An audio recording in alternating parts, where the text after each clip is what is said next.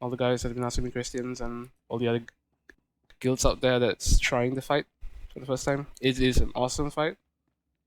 BioWare have really outdone themselves with this. My guild tested the fight on the PTS. We've seen a lot of iterations of the fight, right till the live version that we see right now. So, yeah. First time doing this, and I'm not doing this with any script or not. Mac told me to get a script, but I don't have one. I'm just doing this on the fly. See how it goes. So, first thing's really important for me. What I feel you guys should do is make sure you get key bindings. So one of the aspects of the fight is where you gotta pick up this item, and it gives you a polarization. So you can either go positive or negative, blue or red, and you gotta throughout the fight you gotta quickly switch between positive or negative, blue or red. And I feel it's really important that you keybind this. But if you're comfortable with clicking it, then by all means go ahead, do that. So what's really important is quick bar. Yes, on the quick bar, if you go all the way to the bottom, you see here it has temporary quick bar. So I have unbound. So my F1 needs to be my CC break, which is over here, and F2 needs to be my deflection. I unbound them and I put them onto my temporary quick bar as F1 and F2. There's actually 3 items in the fight that you gotta pick it up, but don't worry about the third one. That's specific to only one person that you assign. And I mean, even if you do get it later on in the fight, if the person dies, you can still just click on it. It's not really important not to be used in a how to say, stressful situation. Anyways, so the first things first, if you look at my interface bar, this temporary ability bar right here, so I put it somewhere close to me, and I've had maybe when you pick up the item, 2 bars will come out, 2 buttons. So I have blue on F1, red on F2. So I quickly switch within polarization during the fight. Yeah, so that's what you should do before you start the fight. So like I have saved my key bindings. Annie has it as a temporary quick bar. Yeah, temporary slot 1, slot 2. My normal ones doesn't have those. Yeah, so Annie has that. So that's all in the game.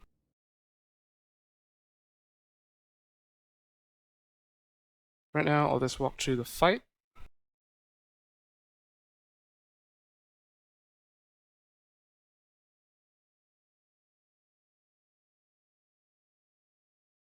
So this is the first phase of the fight.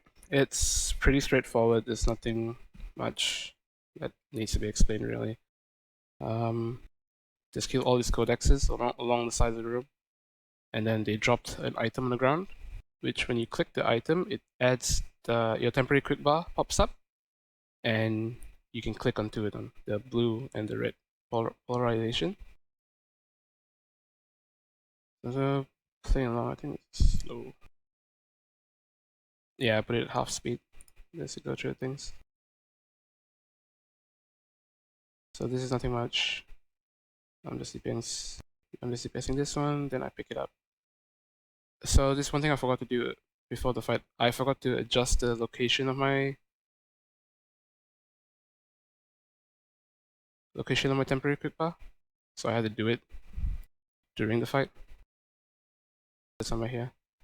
And I had already done the key binding, so this was F1 and this is F2.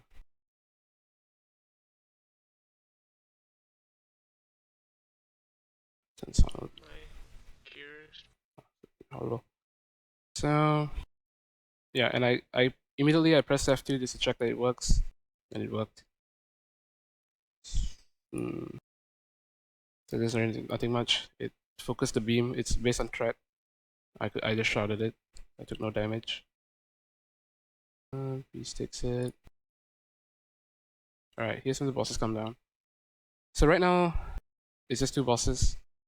I'm gonna tank Esne, the red one, and this Aivela is the blue one. It's gonna be on the far side, and Narwhal tanks that one. Pretty simple. I use a 2-taunt rotation, so I just hold aggro. I can't use a 3-taunt rotation because I had to save a taunt because I'm gonna have to swap later on.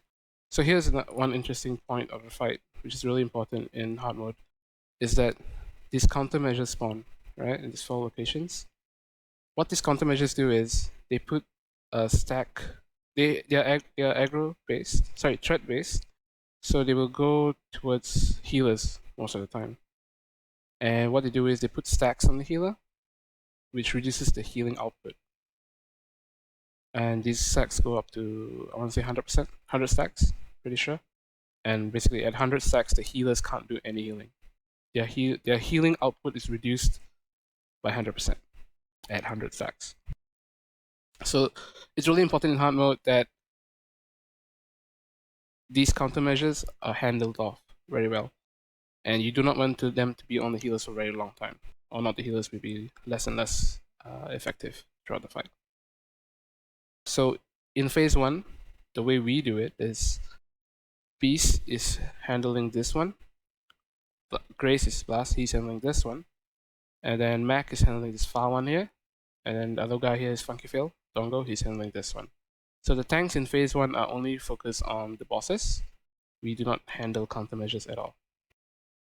So the countermeasures, the way they work is you can DPS them to get aggro, but the moment they hit 50%, they shield up and then they heal back up to full. And getting aggro of countermeasures is pretty easy. I'm not really sure of the specific mechanics right now, but what we think it is basically putting GCDs into it. So as I haven't done this fight as a DPS yet, but as a tank, I need to put 3 GCDs into it.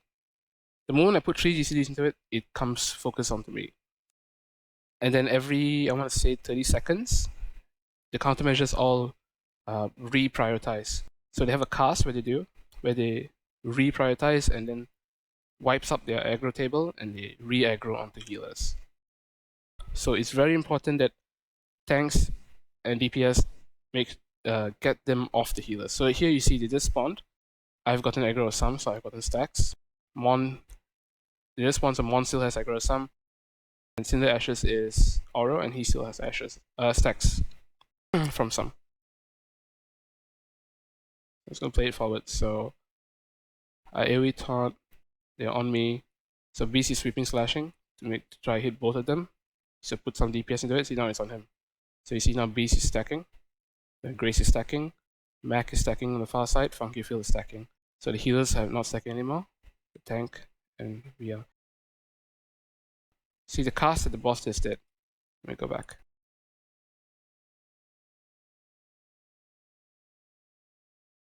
Remote access. Right, this is where you tank swap.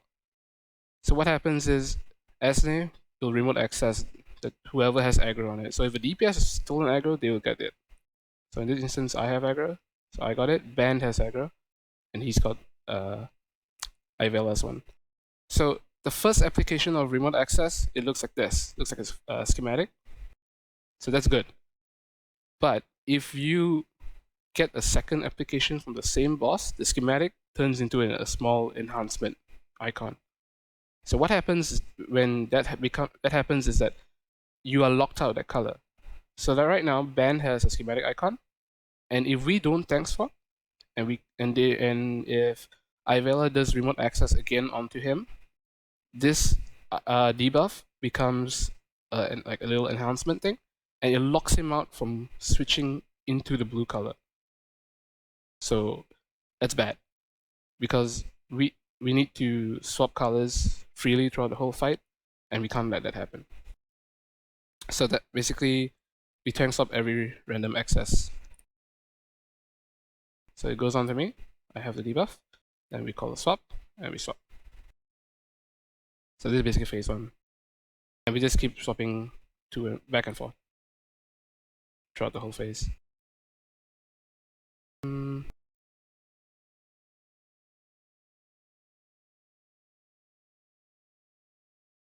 Right. So another thing that happens in this phase is the glares at the ends. So there's one in this close end here, and one more on the far end over there. They will do these beams throughout the whole fight, and there's some certain conditions as to who gets the beam from the ends. So I think it's you have to be the opposite color of the glare, and you get chosen.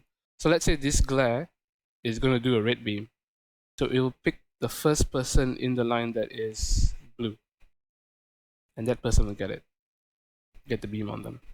So in this instance, Funkyfield Dongo, he's standing here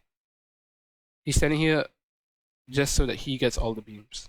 He's closest to it, and he just makes sure he's the opposite color of this beam, and then he gets all the beams on him. Basically, we are controlling the beam. So on the other far side, there's no one doing that. You see? See, no one's doing that on the far side, so the tank is getting it. Tank is closest, and these guys are red, and the tank was red. I think he was red. Yeah. So then he turns blue. So let me check. Yeah. See, he was red. When he gets it, he turns to blue. So he eats the blue. This other circle that happens is basically from the boss. So the boss does polarized energy burst. So Aivela does blue. Esne does red. It just goes on a random person in the group. You just basically don't want to overlap it with your group members because it'd be bad. And you can actually negate the whole damage. So like in this instance, Mac is here. He has blue color right now, but the red thing is going to come on him. He can quickly switch to red, and then it will negate the damage, and he can switch back if he wants to. And Dongo right here, you see he's switching to red for the beam, and I'm not sure the timing, but if he has time, after the beam, he can switch back to blue and then take no damage. So, right, let's see, this is it. No, he doesn't do it. Oh, he does it, yeah, see? Then he's, nope. No, he didn't, never mind. This is basically phase 1, we swap again. The bosses push at 72% each, so both of them has to go 72 for the phase to push.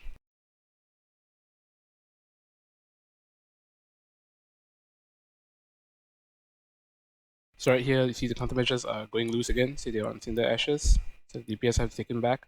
So you can see, in this instance, we can see who's been slacking. It's been Dongo. Because all the other DPS have control of their own countermeasures. And Dongo's one is loose, and it's on Cinder Ashes. And Dongo doesn't have any stacks. Yeah.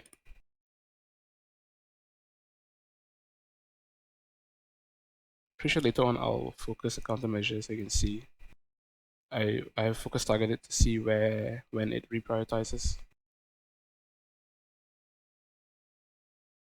So the glares on the sides, you see this one on this end, the other end, and the near end.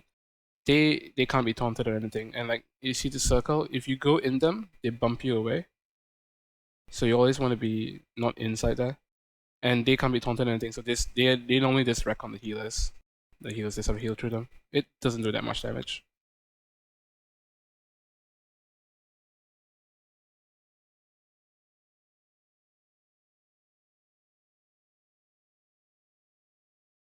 We swap again.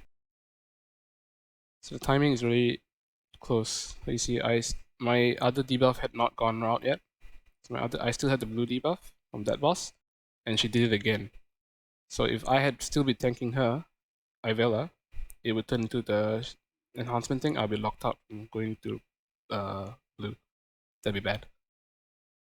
So you can see that it is vital that you tank swap here in this phase on every remote access control.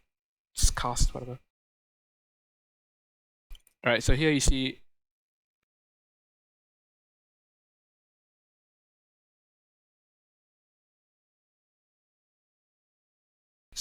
I'm still red, and then I get the blue beam. Because I'm closest, I think I was pretty close between me and Beast, but I got it. I'm closest to the glare on the near side, so I get the blue beam onto me. And see, Dongo is over there, he's still getting the red beam, because he's just managing that. No one is doing it on this side. So I get the blue beam, so what I do is I just make sure I taunt this first, to get it off the other tank. And then I stay wide like this, because I'm sure there's no one here. And then I swap to blue, so I take no damage. Right? If I had moved back a little bit into this circle, this thing would have knocked me. It would have knocked me into the middle, and then I would have like cleaved Grace, and that'd been bad. So I get a red, so I swap the red. Do I? Yes, I do. So I take no damage from this bomb. Alright. I should have swapped back. Yes, I did.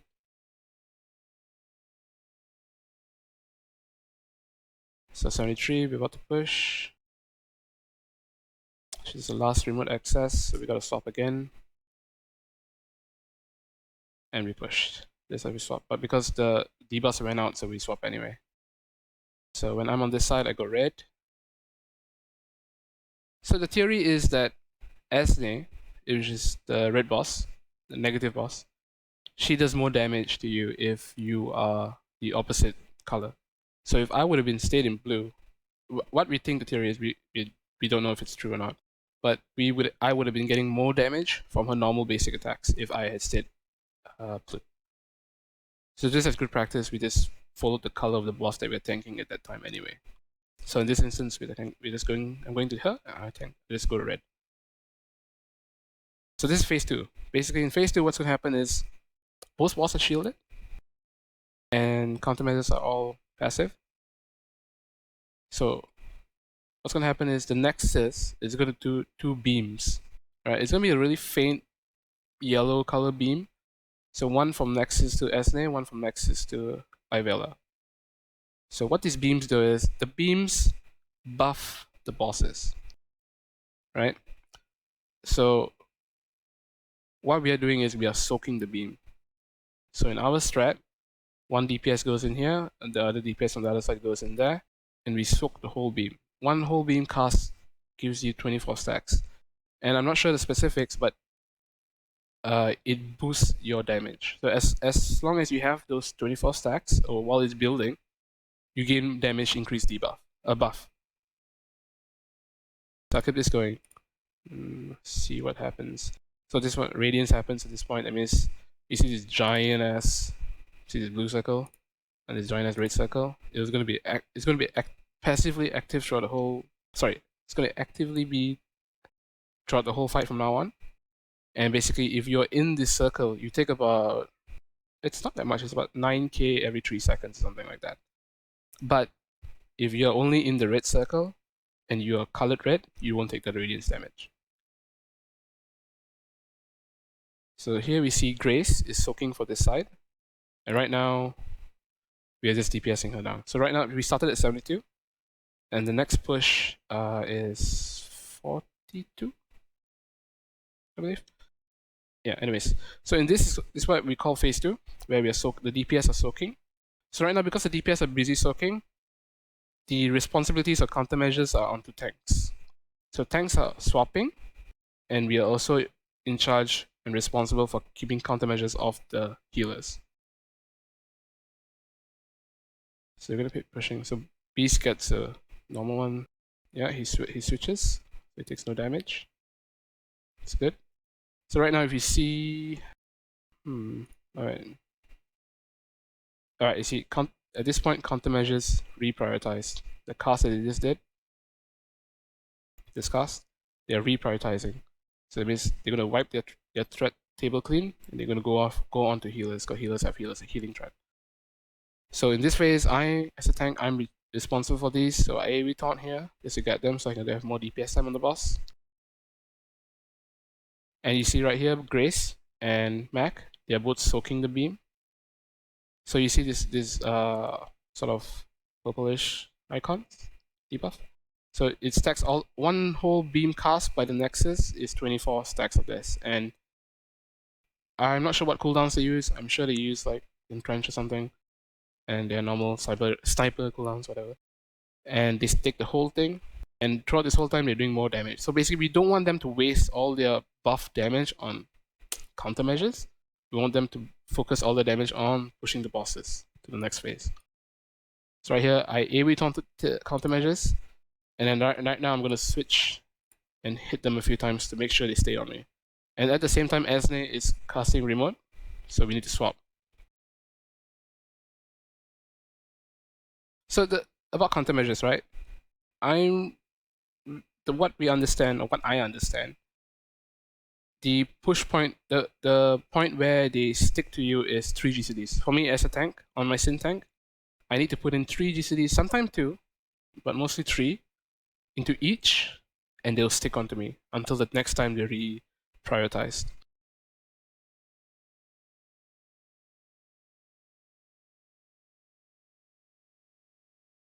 So we swap.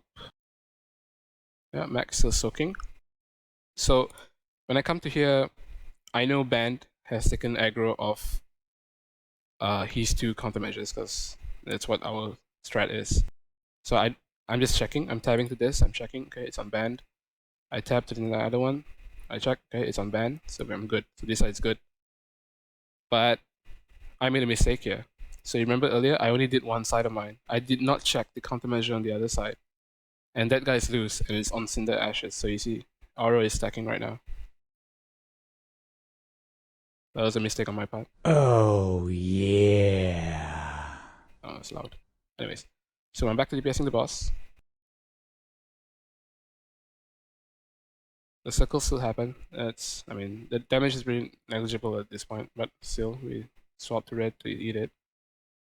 Alright, so what's important that's happening here? This is how our healers bait the beam. So you see what Mon is doing. Mon, he stood closest to the glare here, because this glare was going to do his beam first, and he made sure he was the opposite color. So this glare, because it's doing the first blue beam, Mon just had to make sure that he was the closest red person to it, and he would have gotten it. So as he did. So right now Mon, he's going to move towards this glare. Right? If you just watch him move, he's going to move towards this glare. And when he goes to this glare, he's going to be the closest person to this glare's color. And this glare is going to go red. Sorry. Oh, yeah. This guy's going to go blue. Yeah, but basically, he is baiting the glass. The same thing on the other side, Oro is doing, Mon is doing on this side. So this way, we kind of control the glass so that you don't go through the group. So the people in the middle are free to do what they need to do. So is a tank swap still happening? Alright. See, I focus target countermeasure. I focus target this countermeasure to see when it prioritizes. So you see Mon right here. He's just changed to blue to eat the blue beam.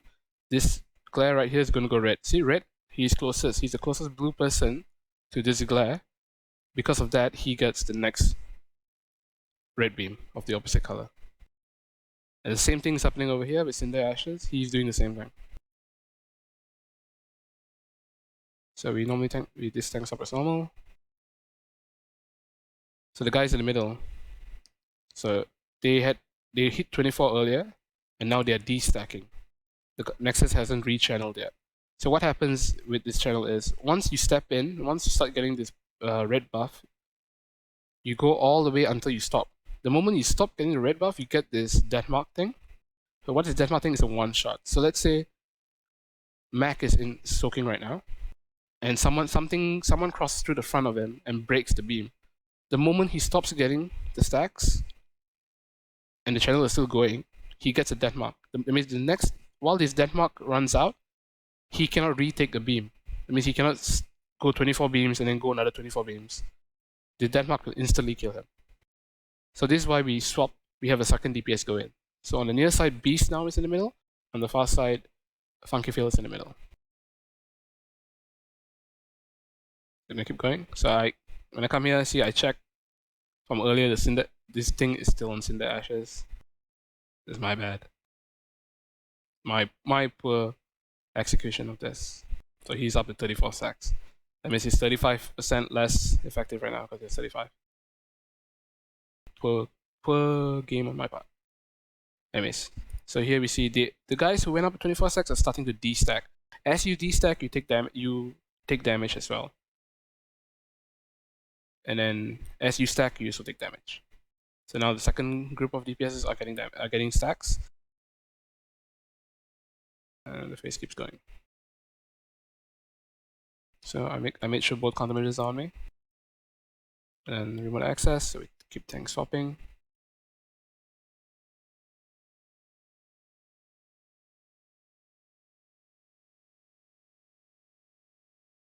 So right here is really important. If you are PT, if you are basically if you're any tank, do not leap across the middle. So what would happen? What really common error that you guys can make is if you leap across the middle and anytime you break this beam. So if I had Phantom Stride from this middle or whatever, I would have broken this beam. Dongo would have gotten the death mark debuff, and the moment I ran out, the beam would have continued on him and killed him instantly. So it's really careful that you do not leap across the middle like that. That's why we make like a little lap around it. So the phase goes up to 42. So right here you see Mon's closest, he gets it. Cinder Ashes closest, he gets the beam over there. Then Mon starts moving closer to this one. Because he's blue right now, he's going to go to red.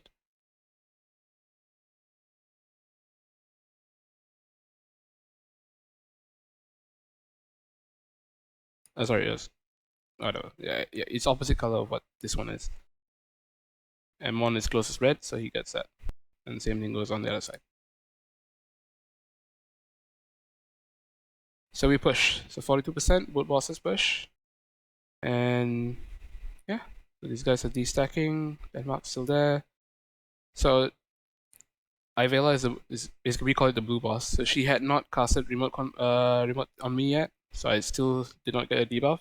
So we're good. We don't need to swap. So we don't swap here. So you see Beast. So if DPS was slow, Beast would have leapt straight through here, and if there was another beam going on, bad things happen. Person would have died. So Beast leaps all the way to the side one and then comes in. Same with Grace, takes a white berth.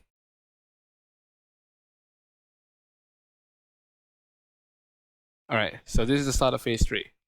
Okay, the way we handle it is the tank is in charge of the boss and this right side countermeasure. So if you are tanking Aivela, you are in charge of this countermeasure over here. If you are tanking Esne, you're in charge of this countermeasure over here. So whatever's on the east side of the map, basically, is what tanks are in charge of. We have Dongo in charge of this left countermeasure, and Blast, which is Grace in this instance, he's in charge of this far one over here. Alright? This is the way we found most effective to do this burn phase, the last phase, for our group. I'm sure you guys maybe want to have tanks do everything. It's fine as well. If the tanks are good and can find time to AoE taunt and make sure you get aggro with everything, then power to you. You can do it that way as well. I'm sure these other groups have done it, and you can watch their kill videos and see how they handle this phase. But this is what we came up with, and worked for us, and probably keep doing it. So start button phase, this is where we pop our raid buffs. Probably can tweak this and move our raid buffs to different parts of the fight, so we get it twice. But we're not there yet. We probably talk about it moving forward. So right now, this is where we put up our raid buffs. And I come to this edge because this is my countermeasure. And you see Band over here, he comes to that edge because that's his countermeasure. So when I'm here, I'm just making sure, see, it just reprioritized. So he's one there, reprioritized, mine reprioritized. So it's going to wipe clean, and I want to make sure that I get aggro again. So what's going to happen is I'm going to be like lacerating, doing AoE stuff, and they're trying to get 3 hits on this thing so that it comes to me, and then I hold the boss as well. All while this is happening, what we call the window wiper stage is happening. So all glares, so 1, 2, 3, 4, all 4 glares are doing beams. So this is really like I feel one of the most interesting, one of the most fun points of this fight is when all these glares are moving. We call it the window wipers. So while having to do the window wipers mechanics, having to tank the bosses, do tank swaps, control countermeasures, I find is like the most best part of this fight. Probably my heartbeat is like the highest at this point. So right now we see that it's gonna be blue, blue. So our side is all blue. So remember earlier I talked about the radiance. So everyone on my side has gone to blue because we are standing in the blue side of the radiant circle, and we're not standing the red. You see, in the red side of the circle, only the far healer and the far tank. Cinder Ashes and Band is all the way over there, and they are standing in the red circle only. So they are not taking double radiance damage. So because they are also red, they negate the radiance damage, so they take no damage. So no AoE damage is going out. And same with people over here. We are all blue, except Dongle. I don't know why. Whatever. Alright, so we all negating the radiance AoE from this giant blue circle, but we are not in the red circle, so we're not taking radiance damage from Esne. So the best way I feel to deal with this, okay, Dongle swap because I hit that. Right. So the best way I feel to deal with the window wipers is all sort of stacked towards this corner or this corner over here. Basically, from countermeasure, just go about this left or right, and then stick to this edge over here because this is where it's generally we find to be the safe space. So you see in this instance, the blue. So you see all the space is good to be blue. So we're all blue. We eat both beams at the same time while still DPSing. I'm trying to hold countermeasure aggro. And the boss has just done remote control onto me. So right now you see, oops. So right now is where Mac DCs. This is our first fucking kill, and Mac has been having horrible internet, and he DCs. And you see right here, he doesn't change, and he sits out there. He should be stacking here with us. But I don't know, he was red axing and he eventually did DC and died. So he dies here. Because he didn't change. So all of us change to red, we eat the red beam. So at this point, my other tank is staying ready because both of us have been hit with remote control and we need to swap. So at this point, I've seen other groups do it where they cross taunt, basically the boss move.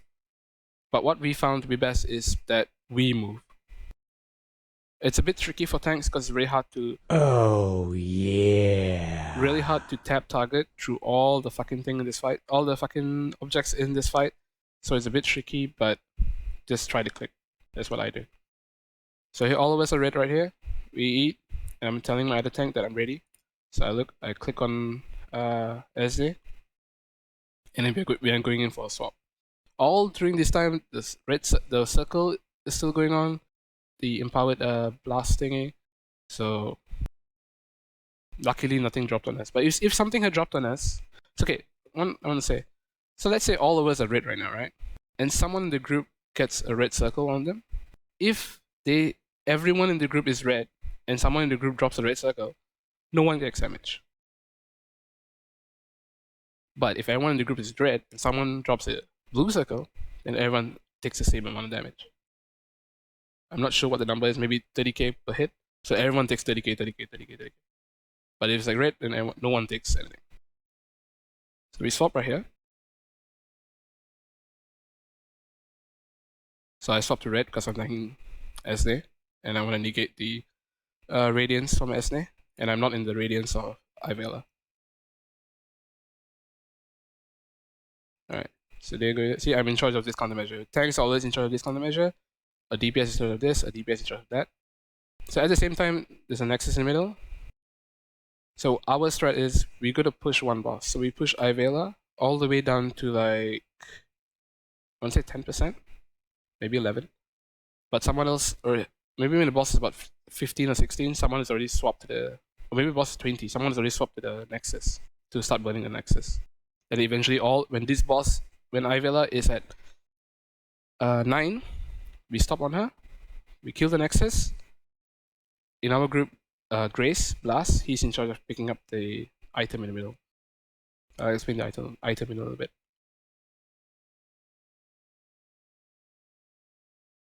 See, Polarized Energy Burst still goes out. It's on the group over there. So hopefully Beast moves out. Yeah, he swapped to red, so takes no damage, and then he goes back in. He didn't clear people. And on the near side, so it's to blue.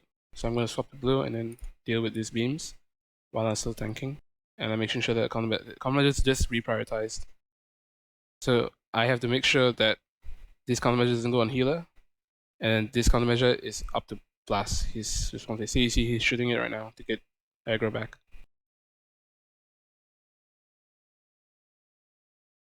Alright, she's remote access me. We're gonna have to swap soon. So look at here. So we just dealt with the blue beam, and the red beam is gonna come over us next. And Auro just got the red circle on him, but I know it's fine, so I just turn to red. I won't take damage from this circle. See? No damage. Then we deal with the beam, and then we're gonna swap. So right now you see it's pretty poor because, well, Mac is dead, and Dongo has no stacks. That means Dongo has letting his countermeasure loose. And yeah, so the healers have some stacks. Or maybe it was banned, I'm not sure. So we swap here. Right, and we all supposed to be blue right now because, you know, and I'm tanking the blue boss, we're in the blue's half a circle. But I made a mistake, I did not change my color, I stayed red. Don't know why. Probably 2 tenths because we're 1 man down. And this is probably the point in the fight where Max says he's red X'd. So he's out of the game for the rest of the fight. And we all kind of stressing out right now. So the thing is 16%. So you see that Blast, his duties right now is control his countermeasure and burn this thing down. Everyone else is Funky Veil is controlling this countermeasure, and I think he's still burning the boss. So boss is at 16 right now. Sorry, 18 and 17. This is going to be a bit slow because we are 1 DPS down. They reprioritized. I swap colors to red, I ate the beam. I'm gonna have to swap colors again. So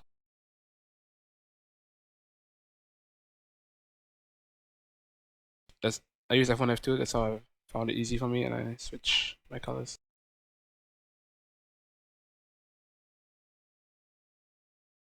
Right, so I move here out of the way here so that I have time to switch. I switch. Boss at 12% right now, and Dongo has made the call to burn this. So only Beast left. I think eventually Beast will move too. So then we tank swap. Mon is stacking right now, so someone's fucking up. I think it's me.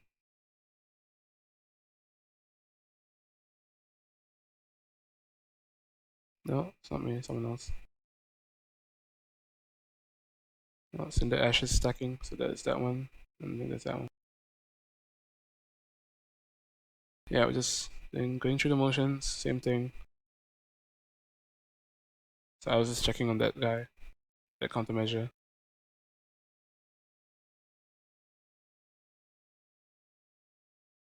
Alright, okay, what happened right here? So at 9%, or was it 7%? Goddamn, it's one of those things. Basically, both bosses go into overdrive mode. Let me see that again. Yeah, okay, see, what happened was we killed the Nexus, so we stopped pushing the boss at 9%, because we don't want her to shield up yet. And then we kill the Nexus. When we kill the Nexus, it really reveals this one item over here.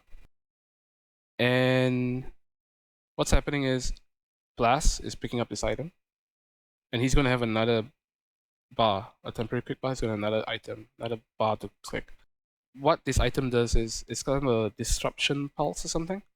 What happens is it removes the shield from the boss, and the boss only shields at, I want to say 8%. It's either 7, 8, or 9. It's either 7 or 8. Sorry, can't remember it right now. Alright, so they go overdrive mode. This boss is going overdrive mode. I think she is too. Yeah, okay, she's shielded, sorry. See. Yeah, she's shielded right now. And look at Blast. He uses the item. You can't really see it, the icon, because the quality is very bad. But basically what's happening is the shield has gone up. Blast is using the item onto her to break the shield. Once we break the shield, we have a small amount of time where we have to burst her and kill her.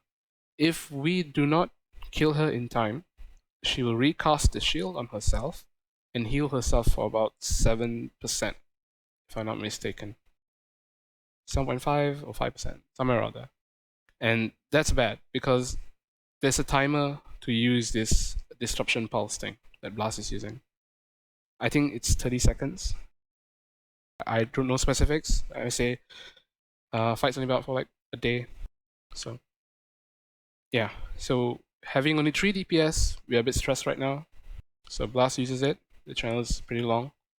It ends now. So the shield breaks on her. And this boss goes mad. Because once this boss shields up, she goes into Overdrive mode, Esne. And Esne, Overdrive mode, basically, I want to say 100% more damage. Kind of a soft enrage, but not really enrage.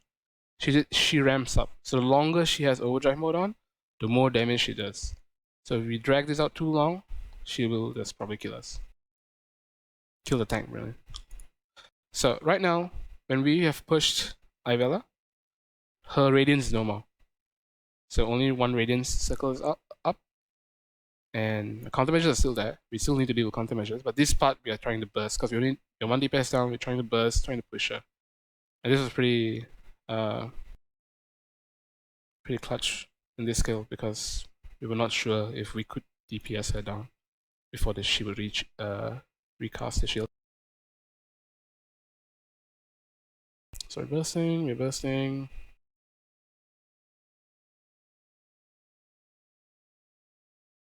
At this point, they don't cast remote access anymore, the bosses. The moment you push one into a shield, they stop casting remote access, so there's no more need for a tank swap. At this point, we swap if we need cooldowns.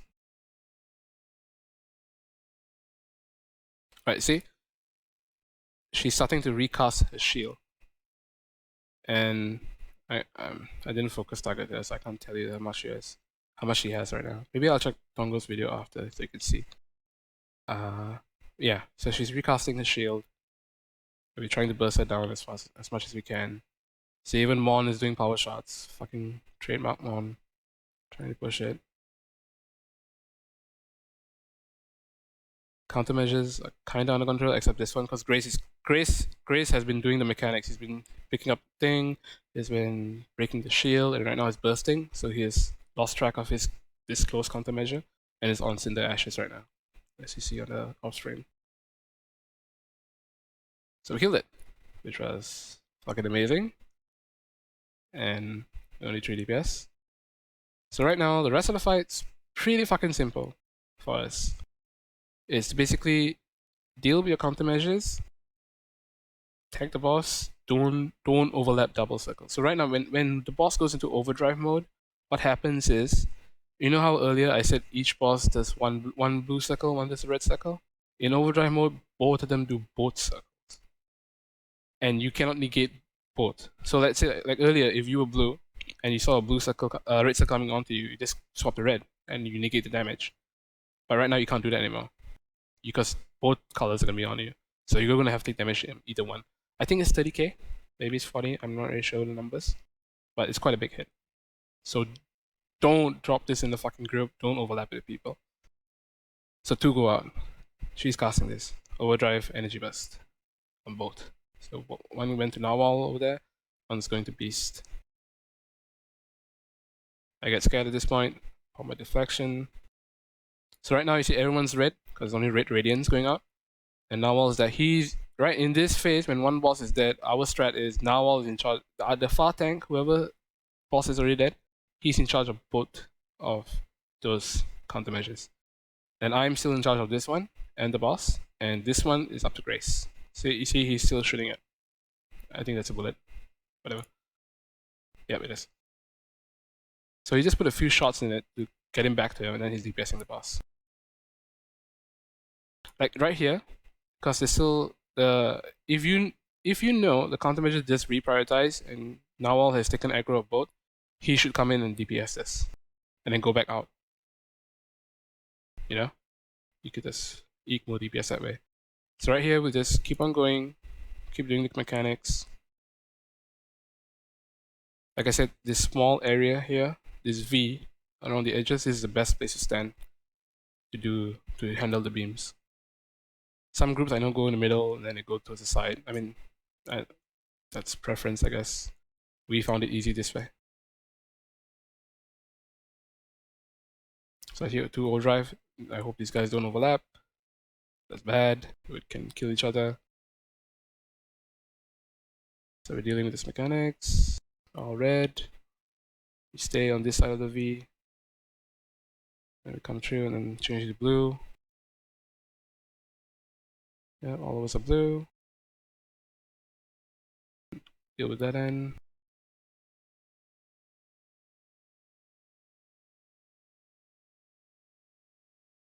Countermeasures have just reprioritized.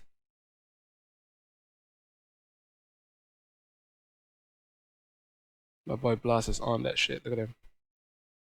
My band got those.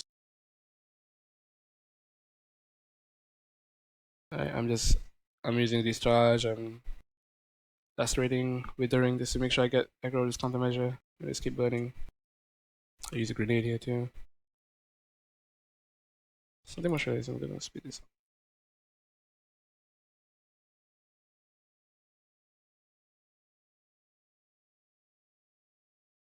Alright, I see this time right now, this downtime, my band is incoming at DPS a little bit. I guess you could play it safe and just do his job.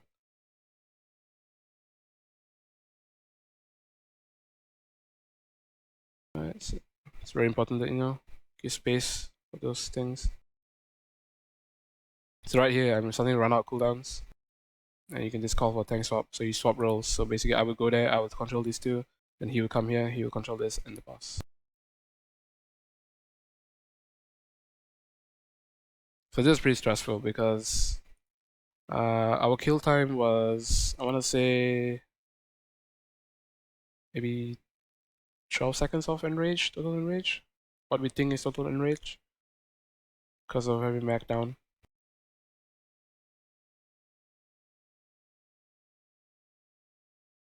So this is the most dangerous time is when you guys are all people are stacked to deal with the beams. That's when these circles come out. You gotta be really careful. Like these people can't panic. If these people panic and then they walk into each other, you can just kill both. So Beast has space. He moves out at the last second, and then Dongo here moves out. Oh my god, they're all running. What the fuck? Oh, they're gone. Okay, come in. Alright, Bus comes in with the. Okay, so 7%. Alright, let's go back.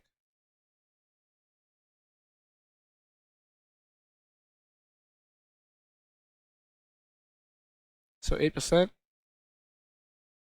7%. Okay, right there. There you go. 7%. She gets a shield. So the only way to break the shield and to do damage here is to use the item earlier. And right now, Blast picked it up earlier, so Blast has it. So one thing to note is, if the person who picked up the item dies, it will jump to the next closest DPS. So in this instance, like say Dongo was closest and Blast died, the module would jump to Dongo, and Dongo would be able to control it. So right here, we are dealing with the beams first. We haven't pushed the broken thing yet, so the Blast is here.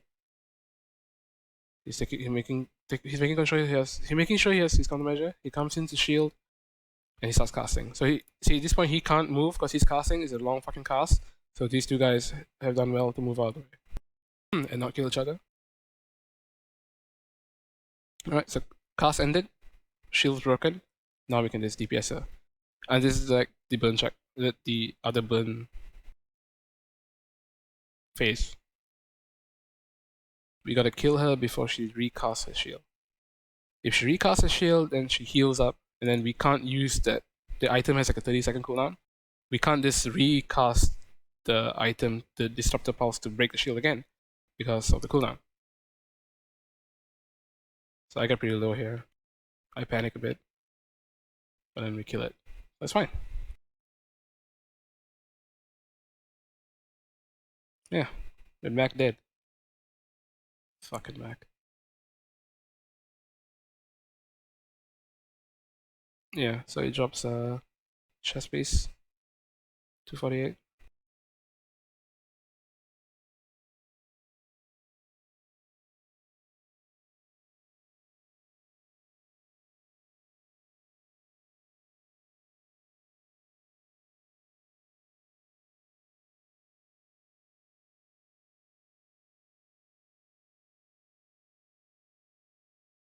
Anyways, I hope that helps the people who are asking questions, and anyone else who wants to know why we did, how we did.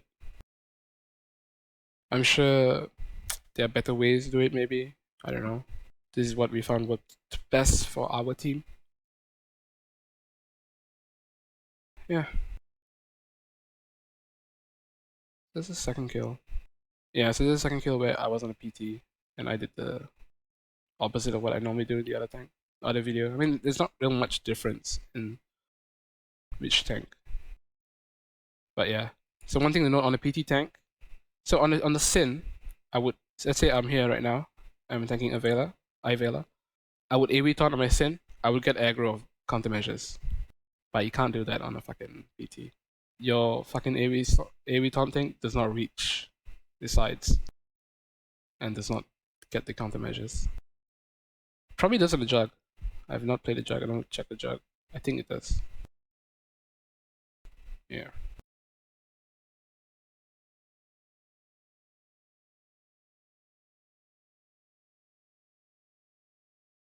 Here I'm tanking with Arita. Alright, you see that?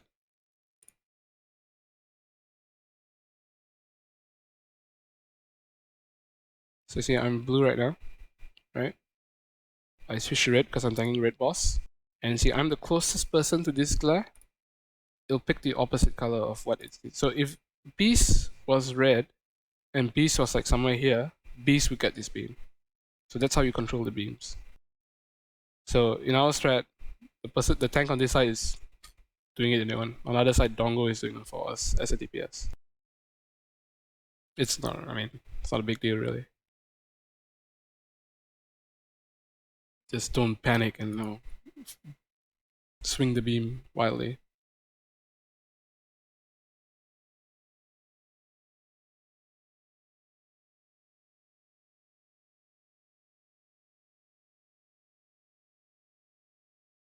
What else?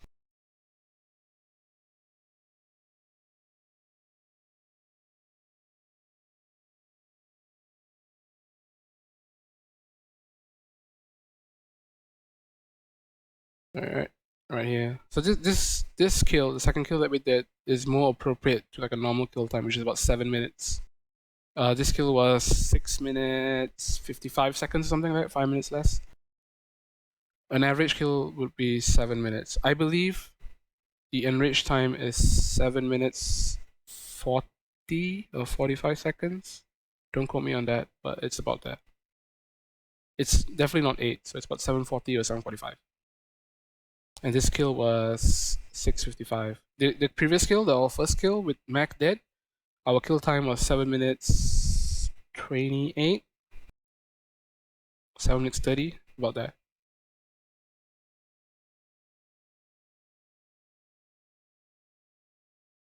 So we kill that, and we focus on this one.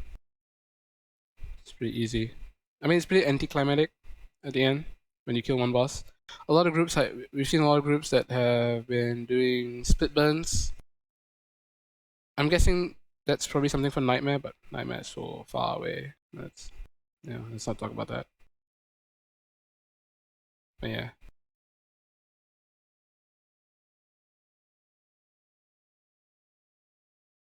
Yeah, I die. Rip me. I died. Pretty sure I just died to damage. And I was pretty sloppy with my cooldown usage, my PT. I don't know. I could have been better. I was like stacking fucking energy shield with explosive field and stuff.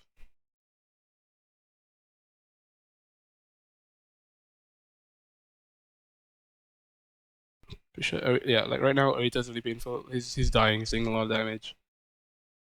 And if I turn on the audio, you can hear him like crying. And he does eventually die. Like right here. Why does he die? Oh, he's red. We're all red. Oh, we're all blue. Okay. Yeah, it was just damage because she hits. See, the longer she is in overdrive mode, if I have targeted her, the longer there's no stacks or anything on her, but the longer she's in overdrive mode, the more damage she dishes out her normal attacks, her basic attacks. So like Arita's getting a pounding right here, and eventually he does die. Then the boss goes to Beast, and we kill it. Yeah, so hooray. So that's that. So I want to show you kiting the glass. So this is Aro. We did like a third kill with some pugs. When I say pugs, it was like, who was it? It was Veldix, SBH, and Cat. Yeah, from HC. Anyways, I want to show you how a healer would position themselves. So this is a fight? Yeah, this is a fight. So at this point, nothing much goes on. This normal stuff. So right now you see Dongo. He's playing that role on this side, and then no one's doing the role on this side.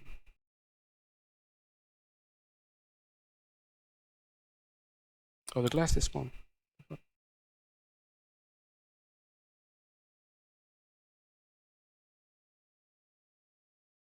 right, let's see where the first glass go.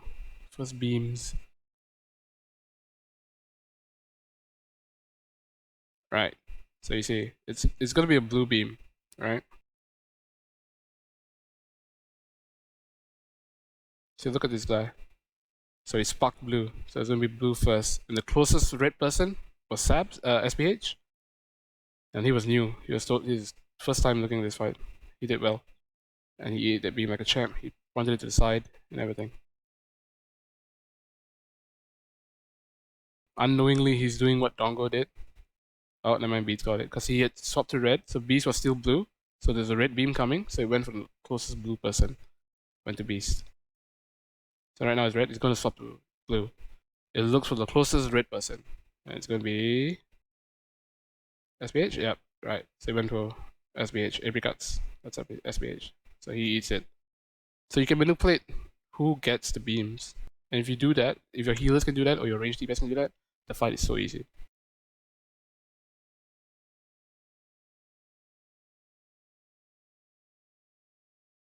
Alright, let's go to phase 2. I'm going to show you how Auro kites the both beams. So I almost didn't want to do this video, but Auro had this POV of a stream that of a puck kill that he did earlier, and it really shows how managing the beams is. And it's really important for this fight. Especially this phase, because you don't want these side beams to come across the middle and shit. So look at him. He goes towards this one. He sees that it's blue, so he becomes red, the opposite color of it. Sorry, what? Oh, okay, it was blue, so it's going to go to red. So the first one will be red. So it becomes the opposite color of it. So he's going to go, he gets the first beam.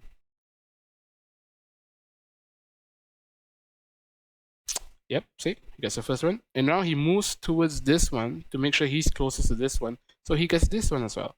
And he just swaps. And he controls both.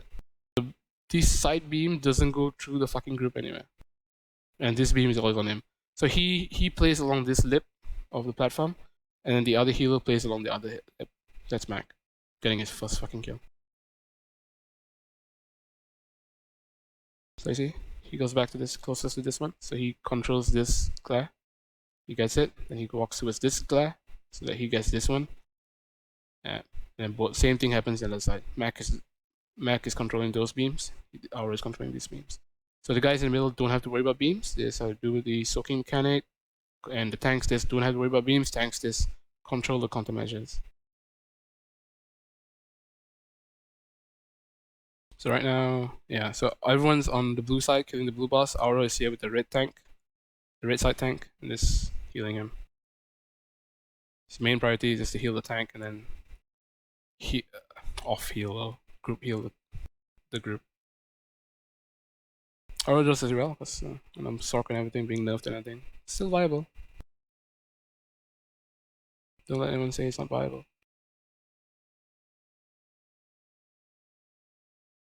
Yeah, he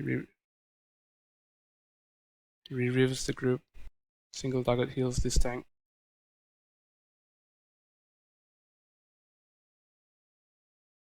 Yeah, both of them are red, so it's fine.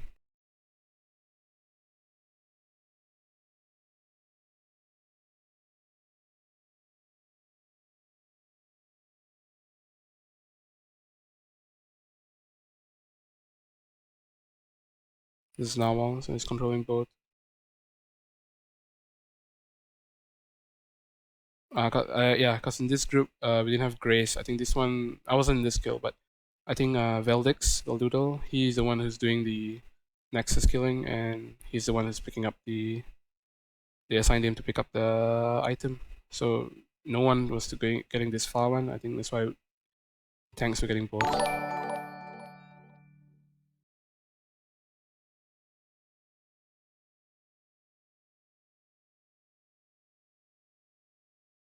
Sorry, I haven't been seeing questions, but just give me a sec. Let me finish this. Then I'll answer any questions that you have.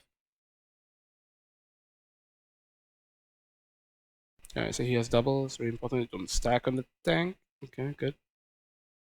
I haven't seen this end of the skill yet. They just did it like 2 hours ago.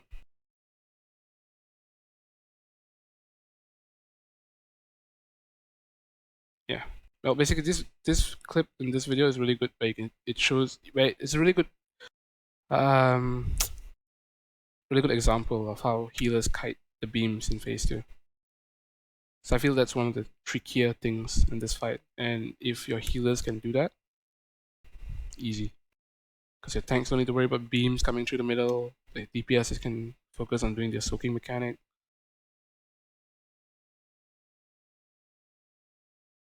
Honestly, it's one of the most interesting mechanics that we have in the game. It makes the fight really fun. Gave us the most trouble too.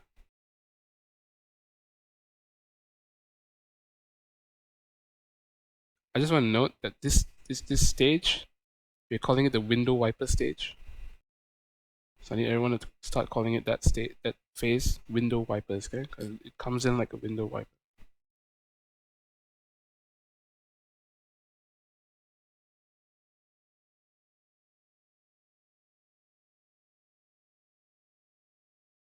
Oh, we lost a tank. We lost a tank in this one. Yeah, but I mean, the way we burn one boss first, and then focus the other boss, sort of makes healing a bit more easier, I think. From looking at the other groups that have done the fight and the way they sort of even burn and stuff, I feel this way is much more easier on healers. But I also think that when this fight comes out in Nightmare, which hopefully it will soon, that it's pretty anticlimactic, and we should have like a sort of even burn sort of strat in it that we need to do. I feel that would be better.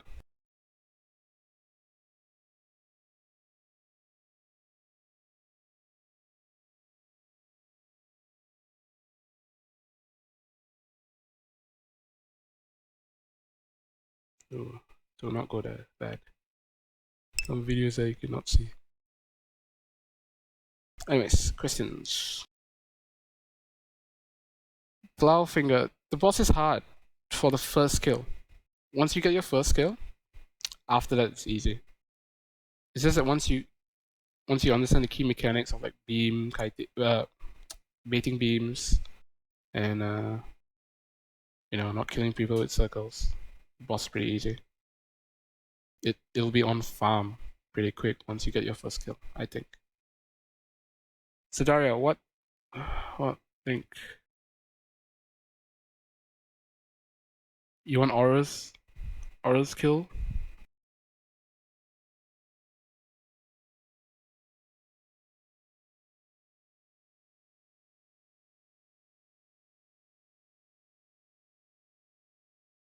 It's probably on you. That's the POV of Oro, the third kill that he did earlier. Oro has killed it on a Merc,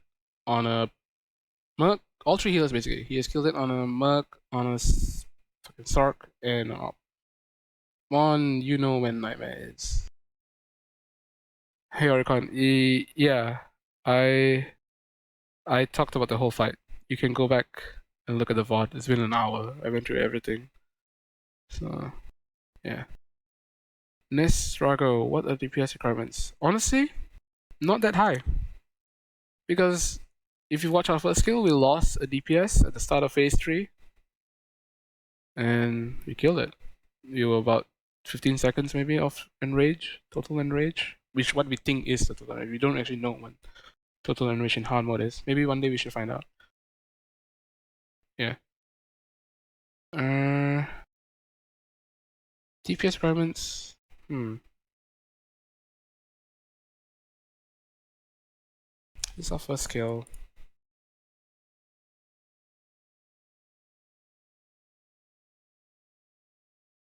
So 2 DPS were in Star Pass. I know Grace did 8.3. 4 DPS is overrated. Fucking welcome, kid. Good job.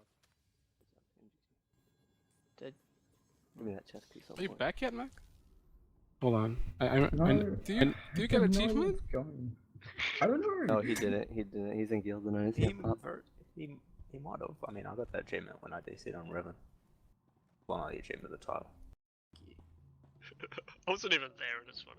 Oh, Pleasantville. You're not allowed to take What part I in the get? game. You weren't Oh, there. that chest piece. Let's Hello, go. my chest piece. Let's Hello, go. my chest piece. Hello? What do you mean your chest? I don't even get what's going on. I haven't lagged anything tonight.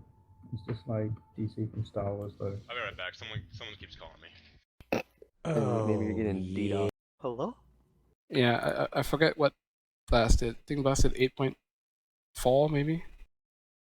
So Beast did 9.1, Funky did 8.6, Blast did 8.4-ish. Thanks. I don't know what Mac did. He DC'd anyway, so fuck him.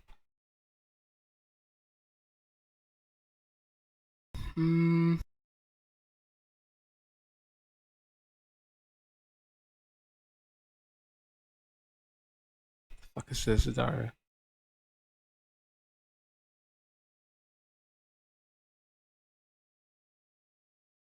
Why is this also a load? Holy shit. The fuck? This is like a deco or something. Anyways. Same person wasn't here. The tank swap and the debuff have applied to the tanks. Yeah, Oricon, I suggest you go through the VOD. Just look, because I explained everything pretty deep. But yes, the boss does a cast and then the tank swap on it. And DPS must take the beams that come from the nexus. What phase is that? Oricon, what phase are you talking about the beams that come from the nexus?